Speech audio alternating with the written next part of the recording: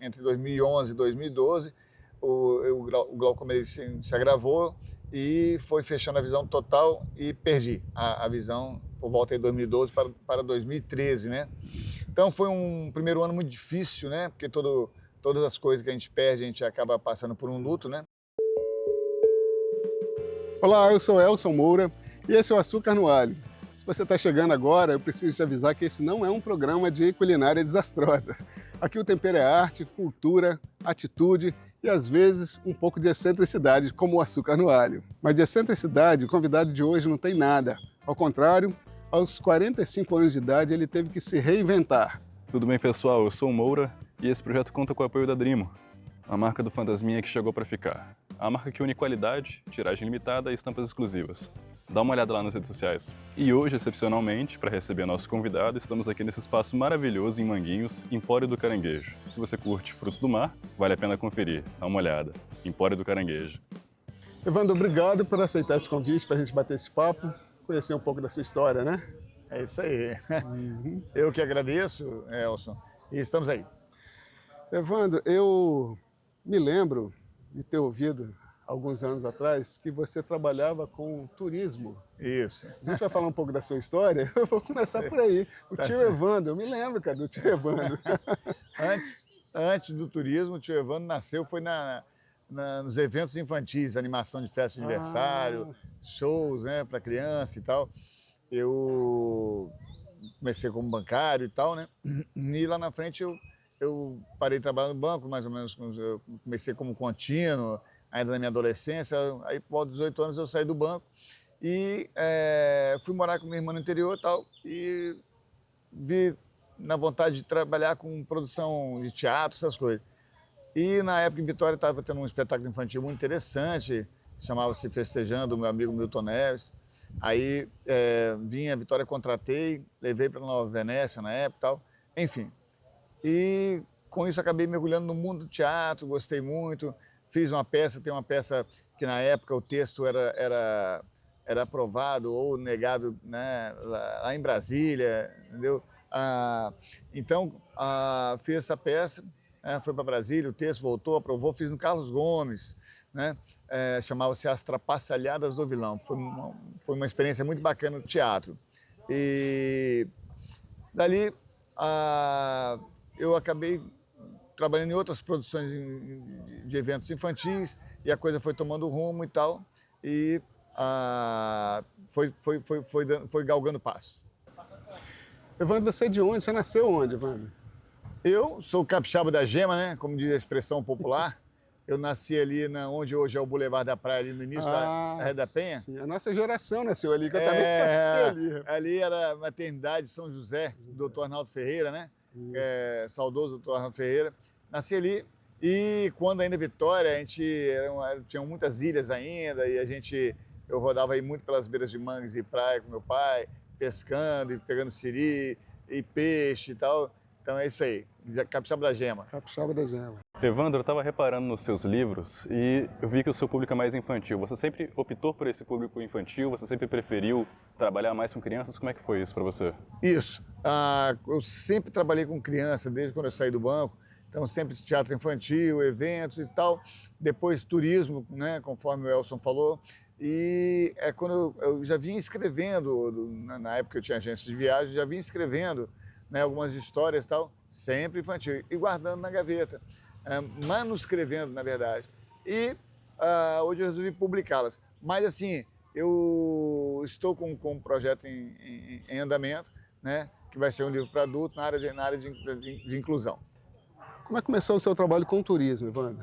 Pois é, Elson. Aí, trabalhando com eventos, né, shows infantis, eu fazia eventos, tanto comecei com eventos pequenos para festas infantis, e a coisa foi tomando vulto e tal, foi crescendo até que a gente começou a atender grandes empresas, Aracruz, Vale e tal, e cheguei a atender a Chocolates Garoto com 50 pessoas no evento lá para a Semana da Criança e tal. Bom, através dos eventos infantis, eu fui chamado por uma amiga, né, a Alice Alves, hoje, né, já não existe entre nós e tal, para ajudá-la a divulgar uma excursão que ela estava fazendo para a Xuxa, naquelas gravações do show da Xuxa no Rio de Janeiro e tal. ajudar uma cliente para ela, ajudei e tal. Depois ela parou e eu falei assim, você não vai mais fazer e tal. Assim, eu teria vontade de fazer, eu e a Kátia e tal. Então, fizemos contato com o Rio de Janeiro, foi nos aberto lá um espaço, uma oportunidade, e começamos a levar crianças do Espírito Santo para gravar no show da Xuxa, quando a Xuxa ainda era no Teatro Fênix, ali no Jardim Botânico e tal, né? É isso aí. Aí do show da Xuxa, né, depois de uns 2 anos, começou automaticamente pessoas nos solicitarem para outros destinos, né, que fosse ligado à criança. Aí começamos ali Cidade da Criança São Paulo, Play Center, Parque da Mônica e tal. E por último, Beto Carreiro, onde fomos campeões de venda durante 10 anos seguidos, né? E aí a gente acabou caindo no turismo devido às excursões do show da Xuxa. Do show da Xuxa, que legal. E daí, Evandro, como é que rumo tomou a sua vida logo após esse turismo? Cara, foram 20 e tantos anos só com o turismo, porque teve uma hora que a gente teve que escolher, né? Eventos infantis, né? Ou excursão, porque a gente trabalhava semana toda, aí final de semana com eventos de criança, aí foi muito doloroso e tal, ter que encerrar a parte de eventos, né? Então nós paramos com os eventos e ficamos somente com excursões. E, como eu te falei nas excursões depois do show da Xuxa, outros destinos, a coisa foi crescendo, aí nós montamos uma agência, aí também tinha pacotes para adultos, pacotes nacionais, internacionais, cruzeiros e tudo mais e tal. Festa do Peão, Fórmula 1, enfim, tudo que as pessoas nos pediam que estava ao nosso alcance, montávamos o pacote para oferecer. Mas no fim ali, mais ou menos ali por volta de 2008, salvo engano, nós estávamos ali mais ou menos com tudo concentrado em Beto Carreiro, né? Nossos pacotes, como diz na economia, né? Estávamos com todos os ovos no mesmo cesto, digamos assim, né? Foi um erro, então, na época, por quê? Porque deu uma enchente lá no sul, ali no Vale do Itajaí, em 2008, e nós estávamos com mais de 12 grupos entre aéreo e rodoviário para fazer, as pessoas começaram a desistir e tal. Foi um baque muito grande para a agência e tal. Depois nós viemos, né, para julho de 2009 e reformulando os pacotes e tal, trazendo aquelas pessoas que não tinham ido por causa da enchente, e veio a gripe suína, outra pancada na agência e tal. E 2009 para 2010 nós colocamos um sócio, porque eu deslumbrava ter um sócio para fazer um aporte na agência, aumentar os negócios, e eu ficar só com a parte de produção, a parte recreativa, que é o que eu mais sei, porque eu não gosto da parte administrativa. E qual foi a minha surpresa que esse sócio que entrou, aliás foram 2 seguidos, que acabou que não deu os devidos resultados, ao invés de me trazer resultados, me trouxe foi mais sabores. E aí chegou um momento que a agência não teve mais condição de ir à frente, depois de 20 e tantos anos no mercado, aí eu e a Kátia resolvemos virar a página, como diz no livro, né? Virar a página. Aí, pronto, nós resolvemos então fechar a agência e foi, como te falei, um prejuízo enorme, né? Depois de tantos anos de ascensão no mercado e tal. Mas, vida que segue, né? Logo em seguida eu perdi a visão por causa do glaucoma. O glaucoma, eu já tinha glaucoma desde pequeno, fiz 2 cirurgias e tal. Mas logo que nós fechamos a agência em 2010, logo em seguida, entre 2011 e 2012, o glaucoma se agravou e foi fechando a visão total e perdi a visão por volta de 2012 para 2013, né? Então foi um primeiro ano muito difícil, né? Porque todas as coisas que a gente perde, a gente acaba passando por um luto, né? E logo em seguida, eu, por uma assim, sugestão de uma amiga da Caixa, uma amiga nossa, ela começou a fabricar uns docinhos para festas, uns brigadeiros multissabores e tal, para a gente tocar a vida ali, fazer alguma coisa. E foi legal porque eu comecei a sair de casa, eu e a Kátia, comprar material, visitar cliente, coisa e tal. Retomar a sua vida. Né? Retomar a vida, eu exato. Queria só te interromper um pouquinho. Fica à vontade. E vou fazer uma pergunta de leigo e talvez até um pouco indiscreta aqui. Como é que... Como é que foi esse processo? Você começou a sentir alguma coisa na vista? Como é que é o sintoma do glaucoma? Tem uma pergunta de leigo e de ignorante na situação. Não, tranquilo. O glaucoma ele é uma doença assintomática, né? Então, assim, é perigosíssima porque ele não tem nenhum sintoma, como se é assintomática. Então, ele não te dá dor, nada. O que ele vai fazendo? Ele, devido à alteração da pressão intraocular, ele vai alterando também lá o nervo óptico lá no fundo do olho, né? Porque geralmente a pressão, 95% das pessoas que têm glaucoma, a pressão sobe do olho, ao invés de descer. Então sobe. Então se nós temos 14 a 16 normal de pressão, você chega a 40, 50. Então quando eu descobri o meu, eu já estava com 60 em um olho esquerdo e 40 no direito. Então ele degenera o olho, o nervo óptico ao fundo do olho, que são os nervos responsáveis para colher as informações da visão e levar para a leitura no cérebro lá atrás. Aí não tem sintoma. Então, sempre que você for a um oftalmologista, se ele não fizer, que é lógico que todos os bons profissionais fazem, a medição da pressão intraocular. Mas se não fizer, você peça ao seu oftalmologista, eu preciso saber como é que está a minha pressão ocular, porque você não sente nada. E o que é pior? A questão da degeneração do nervo óptico vai prejudicando a visão periférica. Sim. Entendeu? Você não sente, você só vai sentir que a sua visão está ruim quando você começar a bater em móveis dentro de casa, encostar o carro no estacionamento em alguma coluna, entendeu? Porque, como falei, visão periférica fechando. Então, você vai se acostumando com ela, ele acha que ele está enxergando normal, né? Normal, tudo normal, porque a visão frontal sempre está boa. Então, assim, glaucoma, doença perigosa, procure saber. E do momento que você começou que você foi diagnosticado, até a perda total da visão, isso deu mais ou menos quanto tempo?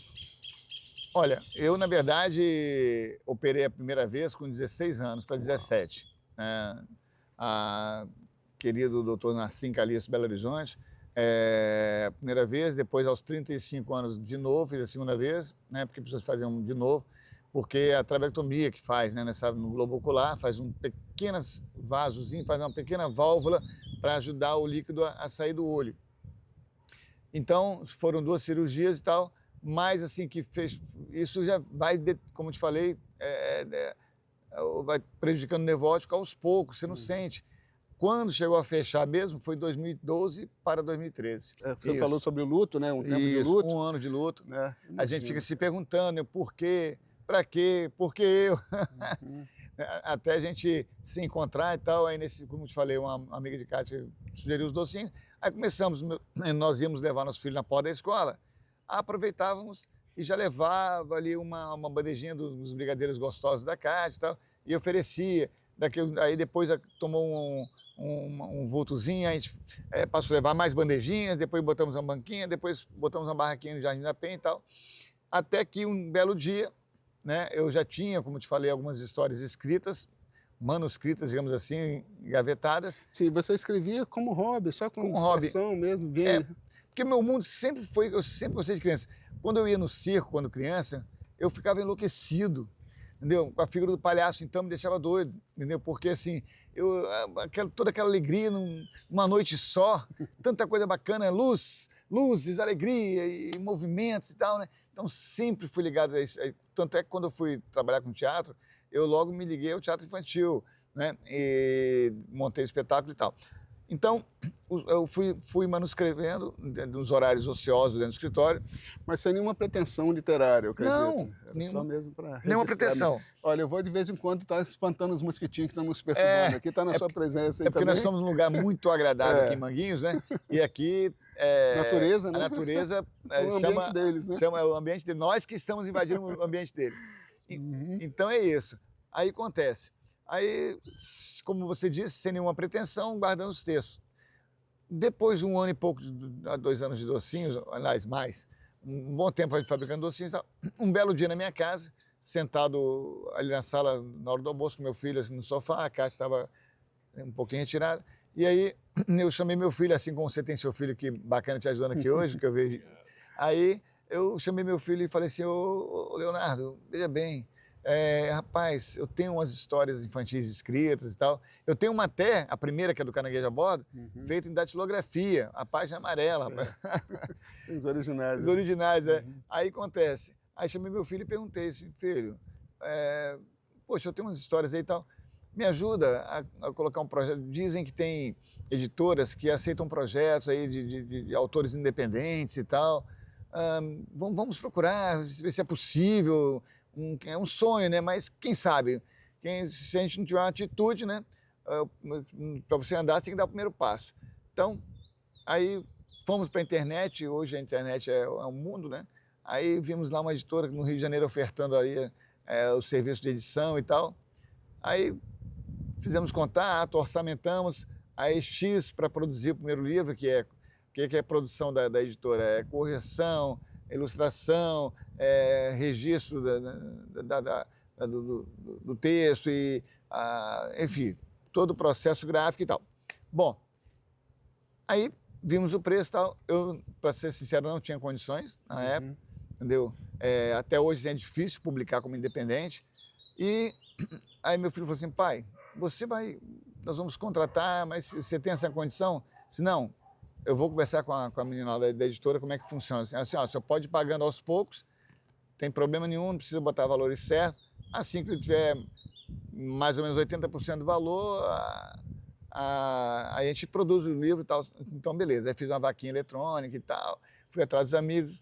Só sei que na reta final, faltava o último aporte lá, e já assim a vaquinha já não estava mais andando, os amigos que podiam ajudar tinham ajudado, família e tal. Aí eu assim, poxa vida, meu sonho vai desabar e tal, porque depois que eu saí da agência eu virei um aposentado, salário mínimo, né? Aí você chegou a aposentar, então? Sim, porque eu aposentei porque perdi a visão, né? Certo. Aí aposentei e tal, eu tinha minha contribuiçãozinha e tal. Aí acontece, pronto, aí eu falei assim, vai desabar o sonho, logo no primeiro livro. Então, o que acontece? Foi para a editora o projeto, né? E comecei a vaquinha, no final ela parou tudo, as doações e tal, e eu vi o meu sonho desabando, até que eu orando a Deus, pedi, meu Deus, pai, se esse projeto não tiver de concordância sua, então que termine logo ou mostre um sinal. E naquele mesmo dia de manhã, uma pessoa, uma irmã da igreja, ela nos ligou sabendo do nosso projeto e fez o aporte final, entendeu? Abençoou lá com Abençoou e precisava, e saiu o primeiro livro, foi o Caranguejo a Bordo. E por que quem é o Caranguejo a Bordo? Me fala um pouquinho rapidamente sobre ele. Não precisa dar muito spoiler, né? Que quem quiser que compre o livro, dá licença. Isso. Deixa eu mostrar o livro aqui. Isso Esse aí. É o Caranguejo a Bordo. É o primeiro. Sexta o primeiro. edição, Me fala sobre Caranguejo a Bordo. O Caranguejo a Bordo, o personagem principal chama-se Quintino, né? O caranguejo que mora Por acaso você é flamenguista? Eu sou flamenguista. Ah, tá explicado, né? Porquê do Quintino, né? Não, mas o Quintino, na verdade, eu botei, de coração, não foi baseado no galinho de Quintino, não. Foi porque a carenagem do caranguejo é feita da quitina, né? Aí, daí eu botei Quintino, né? O caranguejo Quintino, né, que ele é o personagem do primeiro livro, ele é eu, é você, né? É o André, né? Ele é o André, somos todos nós que ficam sonhando em viajar, né? Lógico, né, um agente de viagem, primeira história, engraçado que quando eu escrevi esse livro nem agente de viagem era, mas assim, antigamente, Vitória, tinha mania no aeroporto ver os aviões decolarem. Era um passeio, né? Então toda aquela memória do passado me veio e tal. Então o Quintino é esse aí, é o caranguejo que ficava deslumbrando viajar, olhando ali para o aeroporto, aqueles aviões decolando, até que um dia ele resolve se pendurar no trem de pouso avião, que o levou para dentro da aeronave, e a história se passa, vai até a Europa e volta e tal, é a aventura do Quintino. Evandro, como é que foi o processo da ilustração dos livros? Joia, a gente manda para a editora o texto, e eu sou meio ousado, digamos assim, que as páginas das histórias eu já mando separadas para a editora, né, para não dar esse trabalho da editora separar o texto e tal, e não fugir da emoção que eu quero de cada página. E no rodapé da página eu já coloco ali uma observação de como eu quero a ilustração naquela página, né? Bacana, isso que eu ia perguntar, se você dava a ideia da ilustração, se deixava livre. Aí lá eles preparam, de acordo ali com a minha observação, dizer que a minha sugestão e tal, e quando vai chegando as ilustrações, aí a minha esposa Kátia e meu filho pegam e fazem para mim a audiodescrição, né, de cores, porque apesar de eu ter perdido a visão, eu ainda conservo na memória ainda formas, cores, contraste de cores, entendeu? Então eles falam para mim assim, ó, isso aqui está assim, assim, assim, porque eu penso, o personagem está em perspectiva assim, assado. Então eles vão me falando de como está e me explicando assim, pois não, aí me coloca o tamanho desse personagem, aí vai no meu dedo aqui assim, não, quero um pouquinho maior assim na página. Aí volta para a editora, eles refazem, mandam, eles me explicam de novo, eu vou, concordo, não, tal. É um processo mais ou menos assim. Pois é, eu ia mesmo perguntar sobre isso. Se você opina depois de pronto, opina ainda, né? Sim. Mexe nisso, aumenta aquilo. Sim, com certeza. Eu sou muito metódico, assim, sempre fui, né, na época de organização dos eventos que eu fazia e tal, né? Principalmente em livro, que é uma coisa que vai para a mão da criança, né? E é gostoso você escrever para criança porque é gostoso e é difícil, né? Porque assim, você não pode abusar do vocabulário rico, né? Assim, assim, mas por quê? Você não pode abusar do vocabulário? Porque aí, às vezes, vão ficar uns sinônimos que as crianças não vão entender e tal, Foge né? do mundo dele. Do mundo. Então, o que eu faço? Quando eu boto uma palavra, eu tenho... Assim, aí eu peço minha esposa parar. Assim, o que foi? Eu tenho que ver que termo que eu coloco aí para explicar essa palavra para a criança. Então, assim... Ser o mais claro possível para a criança. Isso, e bem bacana. E a vantagem é que com a criança você pode usar de redundância, entendeu? É bom, com criança você pode ser redundante. Assim, ó. Era uma vez, mas muito tempo atrás. Então você pode ser redundante, tá? É gostoso escrever para criança. Certo. Difícil e gostoso. E depois, qual foi o próximo livro do Caranguejo? Depois do Caranguejo? Depois do Caranguejo, Desculpe? Qual que é a obra favorita dele? Ah, sim. Qual que é a sua obra favorita? A minha obra, eu não tenho. Não tenho. Os livros para os escritores, você que é um escritor também, né, sabe que são nossos filhos de papel, certo. Né? E como filhos a gente não costuma não eleger nenhum, porque cada um tem o seu aspecto de amor dedicado ali, né?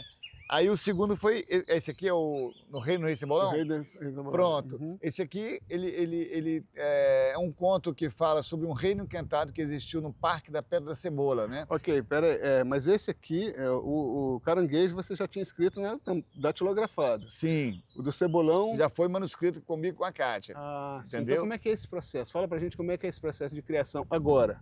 Então, aí é um exercício que eu tenho que fazer a mais, dada a minha deficiência visual, um exercício a mais diferente dos demais escritores videntes, que vão para ali o computador e digita, guarda, volta, altera. Não, eu tenho que ir formando a história toda na cabeça. Eu tenho que pelo menos fechar assim, o roteiro direitinho, para depois aí eu chamar minha esposa. Aí eu chamo minha esposa, um dia que não tiver ninguém em casa, geralmente um sábado à tarde, assim e tal, nós dois sentamos dentro da mesa, aí ela vai manuscrevendo, vou fazendo tipo um ditado, como era antigamente, né? Aí ela tem a paciência de fazer isso comigo, aí escreveu o livro, assim, não, risca, volta e tal. Depois que está tudo prontinho, inclusive com as observações, como eu falei, das ilustrações, né? Tudo prontinho, aí eu passo para o meu filho que faz a digitação, aí na hora da digitação, um jovem, né? Eu estou com 61, meu filho 25, aí me chama para fazer algumas observações. Algumas observações eu até concordo, outras não, aí digitou, pronto, aí vai para a editora. Certo, mas eu fiquei curioso nesse processo da criação aí. Você vai ditando como se você estivesse lendo o livro, já. Isso, não, porque eu já tenho, por exemplo, a história na cabeça. O último, que depois eu vou te mostrar, que é o terceiro, já está saindo, já terminamos o quarto, que vai sair em junho. O terceiro, o processo foi interessante, porque eu já tinha o título e demorou mais de 3 meses para a história vir à cabeça. Certo. Entendeu? Demorou, entendeu? Até que um dia de madrugada eu estava terminando de orar, eu voltei para a cama que a história veio tudo de uma vez só. De uma vez. Então, assim, eu tenho que ter a história na cabeça, pelo menos assim, um roteiro, né? Aí depois, assim, quando ela senta com a Kátia, que eu vou digitar para ela, aí já vem algumas coisas já para deixar a história mais né, robusta, né, digamos assim. Mas o roteiro já tem que estar previamente na cabeça, do começo, meio e fim, né? Então, assim, é gostoso. Não faço nada assim forçado, com dia e hora para terminar, não. Né? Certo, deixa acontecer. Deixa acontecer. Evandro, e como é que funciona esse processo para você registrar essa ideia que vem na mente? Eu, por exemplo, quando eu quero desenhar ou penso numa ideia, seja para o trabalho de faculdade, o que quer que seja, por exemplo, se a ideia veio diretamente na minha cabeça, eu fico, putz, se eu pensar isso amanhã, eu já não vou mais lembrar, então perdeu. preciso anotar aqui na hora. Como é que funciona esse processo para você? Você falou que tinha pensado no enredo da história de noite, madrugada. assim, de madrugada. Como é que você anota isso para você não esquecer disso no dia seguinte? Pois André, como eu falei anteriormente, né, eu tenho esse trabalho um pouco mais árduo do que os escritores normais, né, que pega ali a qualquer momento joga num bloco de anotações ou já está à frente do computador e tal. Então eu tenho que fazer aquele esforço de gravar na mente mesmo, não tem outro jeito não. Bem assim, né?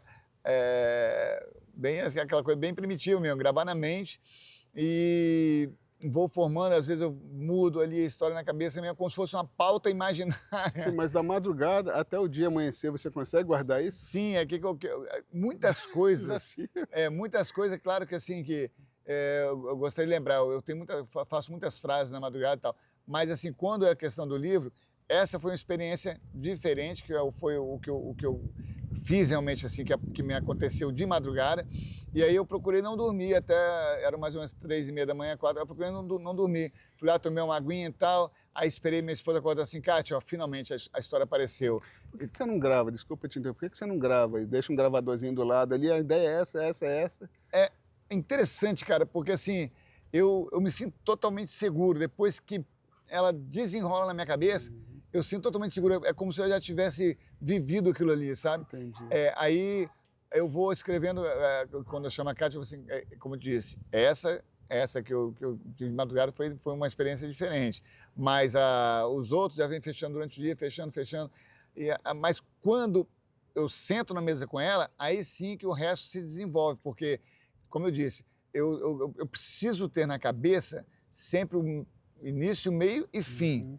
Agora, o resto, se deixar, eu escrevo assim 80 páginas assim, em 4 horas com ela, entendeu? Então, eu tenho que me policiar, por quê?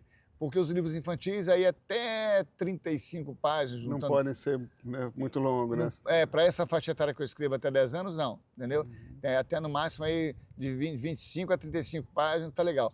E de formas que não canse não só a criança, como o interlocutor com a criança, porque essa faixa etária aqui de até 10 anos que eu escrevo, eu classifico, eu fiz uma classificação por conta própria, sem nenhuma pedagogia. Eu fiz a classificação seguinte, que eu tenho assim, ó, eu encaro que tem ali até 2 anos a leitura contemplativa, que é quando o pai e a mãe senta ali com a criança e vai mostrando, vai falando por alto e tal, a criança já vai tendo o contato com as ilustrações e tal, com a história. Tem aquela leitura assistida, que aí já de 4 até 6 anos que o pai, a mãe, a avó senta e já vai lendo de fato, né? Que é a leitura assistida. Aí a criança já vai tomando intimidade com o que é de fato a literatura. Né? E depois tem a leitura sozinho, que a criança já começa a pegar ali seus 7, 8 anos, já pega, lê, pede para a mãe à noite e tal. Então, nesse caminho aí que eu fico na hora de escrever pensando quem vai ler a faixa etária e como vai entender. Evandro, eu tenho uma curiosidade. Você acha que mudou algum sentido depois que você perdeu a visão? Você falando da sua memória, você acha que você tem uma memória diferente daquela que você tinha com visão? Sim. O deficiente visual, eu tive que aprender isso, né, na marra, né? O deficiente visual, ele tem que exercitar a memória, a audição, né? Todos os sentidos para compensar, que chama neuroplastia, digamos assim, né? Para compensar a falta de um que é a visão, de um sentido que é a visão. Então, assim, eu tenho obrigação de gravar as coisas, de memorizar e tal. Isso que você falou de repente lembrar um texto e gravar no áudio e tal, não é uma má ideia, não, é excelente. Só que, como eu falei, eu prefiro somente fazer assim, o miolo da história, que é início, meio e fim, e quando sentar com Kátia, assim, aí eu desenvolver ela desenvolver naquela hora, né? naquela hora, exatamente. Entendi. Faz um processo muito interessante, né? E os próximos, a gente ficaria de tarde inteira aqui, mas a gente precisa caminhar para o final. Isso aí. Próximos passos, você tem quantos livros publicados? Então, até agora são 3, que é o Caranguejo, esse aqui, né? Esse é o Caranguejo. É o segundo, esse aqui está na 6ª edição, inclusive esse primeiro aqui agora foi para uma editora, a editora me contratou. Ainda não deu os frutos que a gente esperava não, mas assim, eles estão correndo atrás, semeando, que aí passei o direito da história para eles e eles vão me pagar os direitos autorais e divulgar em todo o Brasil. Então assim, estou aguardando agora a sementinha brotar. Ainda não brotou não, mas estamos ali curiosos em ver isso acontecer. Esse foi o segundo, que foi no Rei Cebolão, já está na 3ª edição também. E esse aqui é o 3º livro, que saiu agora em dezembro, novembro para dezembro, né? Jesus o Menino. É um dia lúdico na vida de Jesus o Menino. Não se trata de um livro religioso, é o que eles chamam no segmento literário de ficção cristã. Né? Nós sabemos que Jesus, aos 6 anos de idade, tem pouquíssimos relatos de como era a vida dele, dos pais e tal. Então eu fiz uma ficção cristã de um dia lúdico. Ele na carpintaria com o pai, ele levando as ovelhas para pastar e tal, né? Ali com o papai e com a mamãe, um dia bacana, passando apuros lá, a ovelhinha dele com o urso e tal. Então esse é o 3º e o 4º que já acabamos de escrever, eu e a Kátia, que vai sair agora em início de junho, meados de junho, por aí, que chama-se Zupt. Zupt, dá um pequeno spoiler aqui, é uma estrela que ela é muito sapeca e ela quer iluminar as noites da Terra, mas ela se confunde com um cometa e fica para lá para cá, querendo fazer tudo ao mesmo tempo. Aí acaba cansando, aí cochila e cai na Terra, na piscina da casa de uma menina chamada Clara. E daí para frente a história se enrola.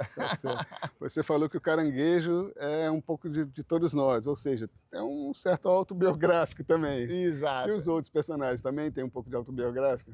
Não. O Caranguejo foi meio que... O Caranguejo a bordo foi meio que aquela coisa assim que... o primeiro, né? Me faltou a palavra agora, mas foi assim, aquilo que estava preso dentro do Evandro criança, jovem, depois empresário e tal, e aquilo saiu de uma vez só, entendeu? Lá atrás. E os outros não, os outros eu tenho buscado assim, como se fosse uma criança vendo um determinado assunto, né? O do Pé da Cebola foi tranquilo porque eu acompanhei ali, na época o Pé da Cebola era um terreno abandonado, o parque ali, eu transitava de Jardim da Penha para Goiabeiras, quando existia aquele negócio de comprar gás e tal, né? E, enfim, aí eu criei a história do parque quando era um reino encantado, antes de ser o Parque do Pé da Cebola. Foi fácil. O parque que é agora, né? Isso. E o Jesus, que é esse aqui, Não, o primeiro, tá na frente. E o Jesus, esse aqui, como eu falei, foi o que eu demorei a história acontecer. Eu tinha o título, eu sabia que eu queria fazer algo lúdico sobre a criança, Jesus criança, né? E a história não se desenrolava, até que um dia foi de uma vez só, uma madrugada foi de uma vez só, e o pessoal está gostando muito. Hoje, por exemplo, estive na feira de Jardim da Penha, isso aí é uma outra coisa que a gente pode falar no próximo podcast, que nossos assuntos são muitos. Eu fui para as feiras vender o livro aí, Kátia, né? Porque, assim, autor independente, você esperar a editora ligar, você esperar a escola ligar, então nós começamos a buscar os mercados.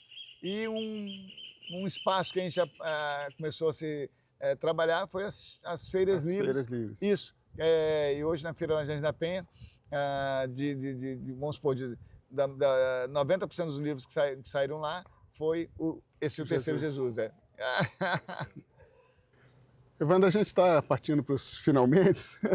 Primeiro eu quero que você me diga como é que as pessoas encontram o livro, além da feira de Jardim da Penha, que você falou que costuma vender. Isso, eu e a sábado. Kátia, a gente acabou, devido à dificuldade de colocar o livro no mercado logo no começo, por ser desconhecido como escritor, então nós tivemos que partir para cima e nos lugares mais diferentes, né? Inusitados, exatamente. Então acontece. Então hoje a gente vende nos eventos, por exemplo, Praça da Páscoa, Vila Natalina, Vila da Páscoa, Feiras Livres, Jardim da Penha, Praia do Canto, Praia da Costa, Jardim Camburi, a gente vai de vez em quando, essas feiras, e eventos literários. Sábado passado, esse mês mesmo de março, final de fevereiro, perdão, estávamos em Vargem Alta ali, então sempre eventos literários nos chamam também. E rede social? Rede social é @evandro.meireles, né? Lá tem meu telefone lá também, pode nos pedir o livro, a gente manda entregar por motoboy ou por correio, entendeu? Pode fazer contato conosco ali também, se quiser falar alguma coisa. Faço palestras também de inclusão e acessibilidade em escolas, igrejas, empresas, né? Então, se você precisa ir na sua empresa uma palestra sobre inclusão e acessibilidade, aí eu costumo fazer uma contextualização em torno do meu trabalho, da minha vida, abordando esses assuntos de inclusão e acessibilidade. Muito bem, Evandro.meireles com 2 L's. Com 2 L's. Esse detalhe você esqueceu, mas eu estou aí. sabendo. Ele está anotado aqui também. Isso aí, bem lembrado, bem lembrado. Evandro, a gente costuma terminar o nosso bate-papo pedindo para o convidado dar algumas referências de arte na vida dele. Pode ser uma música que você já ouviu, ou que você ouve ainda, alguma inspiração. O que te inspira? Rapaz, normalmente eu peço para a pessoa me dar 3 referências, mas fica à vontade, eu não sei como é que é. Você está falando artisticamente, né? Porque em geral. O que me inspira mesmo é Jesus Cristo. Mas, amém. Mas assim, na área artística, por exemplo, eu sempre fui muito ligado a teatro, gosto muito de teatro e tal.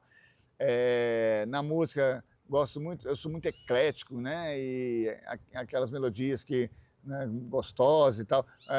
Andrea Bocelli, não por ele ser deficiente visual, né, a gente curte muito músicas italianas e tal. Gosto muito de Benedito de Paula, eu sou muito eclético. Se for deslanchar, muita coisa por aqui. Então, assim... Você foi do clássico ao samba aí, né? Se bem que Benedito de Paula é muito popular. Benedito de Paula ele não gosta de ser chamado de sambista, pior é isso, né? Eu gosto muito, então sou muito eclético nisso aí. Sempre que a gente, de repente, vai a São Paulo, e eu sempre procuro sempre um musical lá, quando possível, né? E me marcou muito alguns, por exemplo, Fantasma da Ópera em São Paulo.